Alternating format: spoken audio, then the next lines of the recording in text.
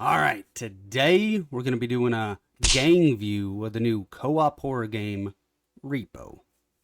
Before we start though, I just want to express my gratitude towards all the members and fans of this channel. Recently, the Gang became an official YouTube partner, thanks to the support of all you guys. I appreciate all the time you've given to this channel, and I honestly never expected this many people to like my ridiculous content.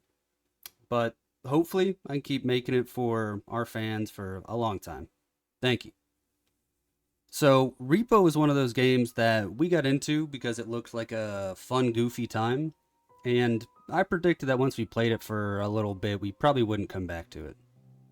What I didn't expect was to enjoy the gameplay loop as much as I did, to the extent that I've done a fair amount of solo runs when nobody's online. If you've played Lethal Company, then you're probably familiar with this type of game. The objectives are simple and laid out. Collect loot, meet all the extraction quotas, exfil alive. It's because these objectives are so simple that the game really excels in detailing the other parts of the game, like the level designs, the monsters, and the items. Let's talk about the levels first. There are currently 3 levels or zones which the players can explore. Each of these zones carries a unique theme while still being randomized to support replay value. As you progress, the maps tend to get larger to accommodate for difficulty and the addition of multiple item extraction zones. However, I think what makes these maps most appealing is how concentrated everything is. While some of the maps can be quite large as you go on, almost every room is still pretty interactive. There's items and loot scattered everywhere, to the point where it is more uncommon to find an empty room than not. Compare this to Lethal Company, where the map is much larger and there is much less loot. Keeping the maps filled with so many interactable items regardless of their size is a huge selling point for R.E.P.O. Unless you're lost, there's really no notable amount of time where you're just aimlessly wandering around looking for something to do. 90% of the time, you're either avoiding a monster or you're transporting loot. Because of this, it feels like there's never a really stale instance across these maps. Next, let's discuss the monsters.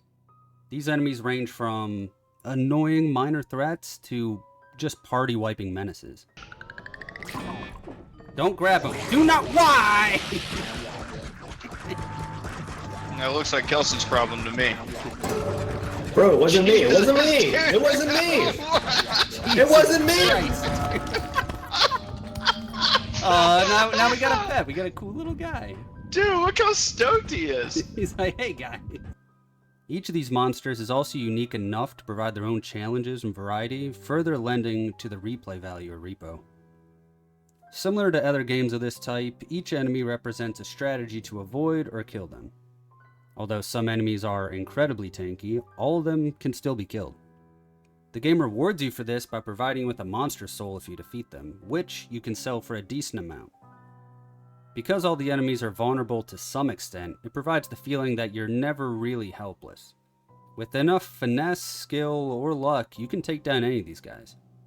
You may want a shotgun or a landmine for some of the big boys, but hey, it's doable. Lastly, the objects in R.E.P.O's item pool are fantastic. But before I get too in-depth, I want to separate these items into 2 categories. You have the loot items, which appear in the levels that you sell, and then you have the shop items, which you can buy. The shop in this game feels great. There have only been a few items I've seen which don't really seem worth purchasing from the shop, but maybe I'm just bad or reused them wrong. The option to buy upgrades from the shop to boost your base stats is a fantastic idea for this kind of game, and most of the upgrades are surprisingly cheap. Early game, you can buy impactful disposable items like landmines or grenades, while later in the game, you can get access to game-changing weapons like the baseball bat or the shotgun. Whether you have very little money or a huge surplus, each shop run provides you the opportunity to buy something meaningful. You're never really going into the shop and then leaving because you're like, I can't do anything here. Now, onto the loot items. These loot items that you find throughout the levels are so much fun. I think a large part of this centers on the physics aspect the developers introduced when you're moving objects. This mechanic can make moving even tiny items entertaining or potentially useful as a weapon to smack an enemy with. Now, larger items present their own challenge with this mechanic, because you'll have to painfully coordinate with your teammates to move something like a 30 grand harp or a $40,000 piano to the extraction zone. I'm going to take this opportunity for a pro tip. If you have a large object, push it across the floor with your body to avoid damaging it from dragging. Like, don't left click and drag it. Once you get it laying on the ground, just walk into it and push it, and it won't take damage unless you bump into a wall or a terrain of some sort. Lastly, there are several magical items that have unique aspects.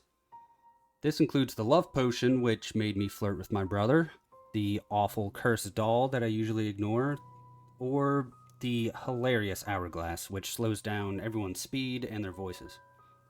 What the hell?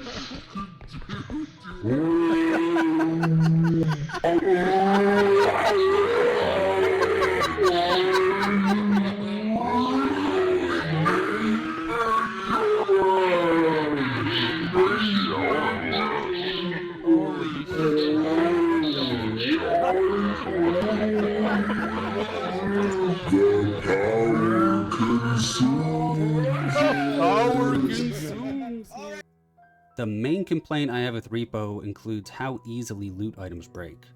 There are some times where you barely move an object and it shatters in a super frustrating crash. Furthermore, it is pretty common that someone is moving an object and another player accidentally walks into it and just shatters it immediately. I feel like there should be a short grace period, like a second, maybe even a bit less, before the item triggers a collision with another player. There were several times when a player respawned inside of an item that another player was carrying, and they just immediately died, because you respawn with 1 health. If you break enough of these items, you can also find yourself in a situation where you have exhausted all the loot on the level. You've gathered or broken everything, but you still need more money to meet the exfil quota. And this provides you with only one option. You need to kill a monster or several and sell their soul orbs. Sworbs. Some monsters are already hard enough to kill, but if you're the only one left alive, good luck. Especially if it's like that huge guy with the mace. Yeah, that guy's super tanky.